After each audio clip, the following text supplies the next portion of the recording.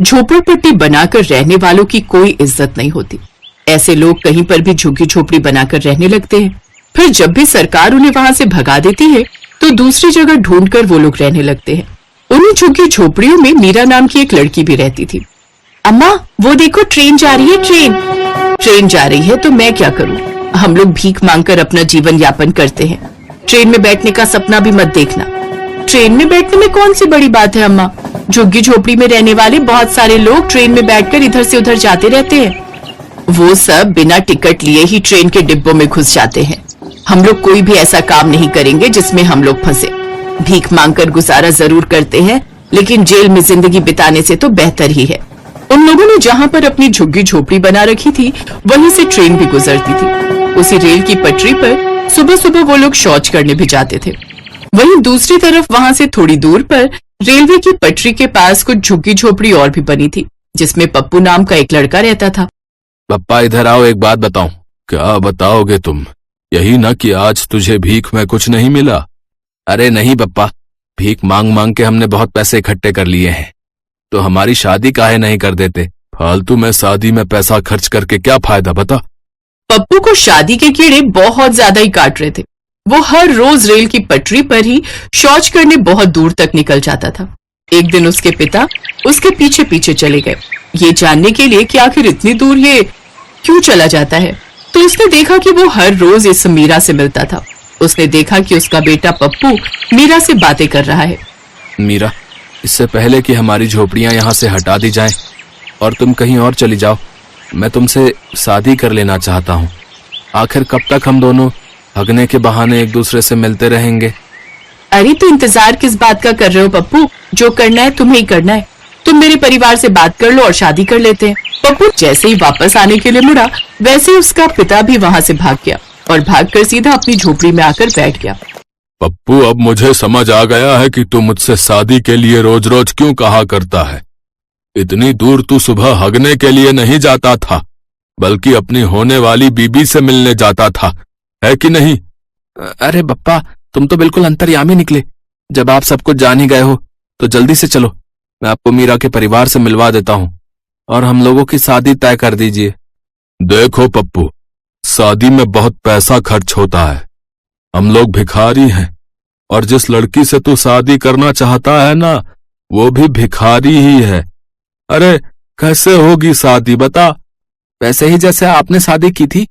शादी के समय आप भी कहीं के महाराजा नहीं थे हैं? आपकी हालत भी उस समय यही थी। वैसे टेंशन ना लो, शादी में ज्यादा खर्चा नहीं करेंगे, जुगाड़ से हम लोग शादी कर लेंगे। बारिश की वजह से उसकी झोपड़ी से पानी टपकने लगा। इस टपकती हुई झोपड़ी में अपनी बीवी को रखोगे? बप्पा, तुम सवाल जवाब बहुत करते हो। चलो चलो जल्दी चलो मीरा के यहाँ मेरी शादी की बात करने। पप्पू अपने पिता के साथ मीरा के घर गया और दोनों की शादी की बात तय कर दी। ठीक अगले ही दिन, मीरा, आज हमारी सुहाग रात है। तुम इस तरीके से शर्माती रहोगी तो कैसे चलेगा बताओ? शर्म तो हर लड़की का गहना होता है मेरे पप्पू। बाहर देखो कितनी जोर से बिजली कड़क रही है। बारिश भी बहुत तेज हो रही है। इस झोपड़ी में कितने सारे छेद हैं। देखो ना, सारा पानी अंदर आता जा रहा है। बरसात के मौसम की वजह से हर रोज झमाझम बारिश होती थी। कपड़ों की बनी झुग्गी झोपड़ी पानी से लबालब भर गई। सारा पानी अंदर भर गया और कुछ ही देर में वो झोपड़ी टूटकर पानी में बहकर चली गई। अब वो दोनों काली रात में खुले आसमान के नीचे थे। बारिश भी बहुत तेज हो रही थी। अरे बप्पा कहाँ चले गए? कहीं बारिश में बह तो नहीं गए? तभी उसका पिता भागते हुए उन दोनों के पास आया और बोला, अरे बेटा पप्पू, हमारी झोपड़ी कहाँ गई? ससुर जी, हमारी झोपड़ी बारिश में बह गई। हमारे पास ना तो कोई तिरपाल है और ना ही मजबूत कपड़ा जिससे हम दोबारा झोपड़ी बना सके। और वैसे भी इतनी तेज तूफान आया है, कैसे होगा ये सब?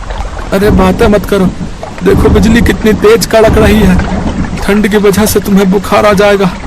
तभी पप्पू के पिता की नजर ट्रेन के एक डिब्बे पर पड़ी जो काफी दिनों से बंद पड़ा था। पप्पू, वो देखो, वो ट्रेन का डिब्बा कई सालों से ऐसे ही बंद पड़ा है, फालतू में बेकार पड़ा है। चलो जल्दी से उस डिब्बे के अंदर चलते हैं, कम से कम इस बारिश से तो राहत मिल जाएगी। हाँ ससुर जी, ये आपने बिल्कुल सही कहा। हम लोग बचपन में इन्हीं ट्रेन के डिब्बों में छुपकर खेला करते थे। कभी कभी तो सो भी जाया करते थे। चलिए जल्दी चलिए, इस बारिश की वजह से तो हमारी सुहाग रात भी अधूरी रह गई। अरे मीरा, कम से कम अपने ससुर जी के सामने ऐसी बातें मत करो। इतनी तेज बारिश में मुझे कुछ भी समझ में नहीं आ रहा है कि कौन ससुर है कौन पति। जल्दी चलो। वो लोग उसी रात में उस ट्रेन के खाली पड़े डिब्बे में चले गए।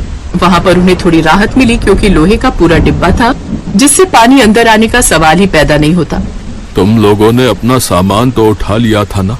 हाँ पप्पा, हम सारा सामान ले आए हैं।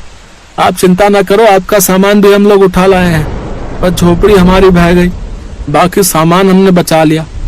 ठीक है, तुम लोग इसी डिब्बे में आराम करो, मैं दूसरे डिब्बे में जाता हूँ।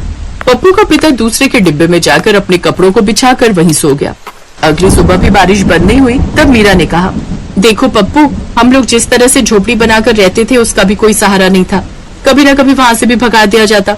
तो इसी तरह जब तक हम इस ट्रेन के डिब्बे में रह रहे हैं तब तक इसको बहुत अच्छा आशियाना बना सकते हैं। हम लोग मिलकर इसे बहुत अच्छा सजाते हैं। क्यों ससुर जी, मैंने ठीक कहा ना? हाँ बेटा, बात तो तुमने सही कही। कुत्ता भी जहाँ बैठता है उतनी जगह साफ करके ही बैठता है। तो अगर तुम इसे अच्छा बना सकती हो तो बना दो, हम लोग भी तुम्हारी मदद करेंगे। इस तरह से उस झमाझम बारिश में तीनों ने मिलकर उस ट्रेन के डिब्बे को अंदर से इतना सजा दिया कि वो किसी आलीशान घर से कम नहीं लग रहा था। लेकिन उस डिब्बे में वो लोग हमेशा तो रह नहीं सकते थे। इसीलिए मीरा ने कहा, अब हम लोगों को रहने की कोई परेशानी नहीं है, लेकिन सरकार कभी न कभी तो यहाँ से हमें भगाई देगी। अब थोड़ा बड़ा सोचना पड़ेगा और भीख मांगनी बंद करनी पड़ेगी। हम लोग मिलकर कहीं मेहनत मजदूरी करते हैं और कहीं छोटी सी जगह लेकर अपना खुद का आशियाना बनाते हैं, वरना कब तक इधर उधर भटकते रहेंगे। ससुर जी को भी कितनी तकलीफ होती है, उनके बारे में तो सोचो। अब मीरा और पप्पू भीख मांगना छोड़कर मजदूरी करने लगे। उन्होंने अपने पिता को काम करने के लिए और भीख मांगने से मना कर दिया। 6 महीने तक वो लोग उसी ट्रेन के घर में रहे और कुछ पैसे इकट्ठा करके उन्होंने छोटा सा खेत खरीद लिया, क्योंकि खेत की जमीन सस्ती मिलती थी। लेकिन अगले दिन वहाँ पर सरकार के कुछ लोग आए और उस ट्रेन के घर से उन्हें भगा दिया। पप्पा, तुम चिंता मत करो, मीरा की वजह से ही हमें कुछ बड़ा सोचने का मौका मिला। वो ट्रेन का घर तो अब हमारा घर नहीं रहा, लेकिन जो खेत हमने खरीदा था वहाँ पर झोपड़ी बनाकर रहते हैं। फिर धीरे धीरे हम लोग पैसे कमाकर वहाँ घर भी बना लेंगे। पप्पू ने उसी खेत में झोपड़ी बना ली और वहीं रहने लगे। 6 महीने फिर से काम करके उन लोगों ने धीरे धीरे अपना भी एक छोटा सा घर बना लिया। अपना घर बनाने के बाद पप्पू वही पुरानी झुग्गी झोपड़ी वाले इलाके में आया और सभी को सीख दी कि हमेशा भीख नहीं मांगनी। मैं भी तुम लोगों की तरह भिखारी ही था।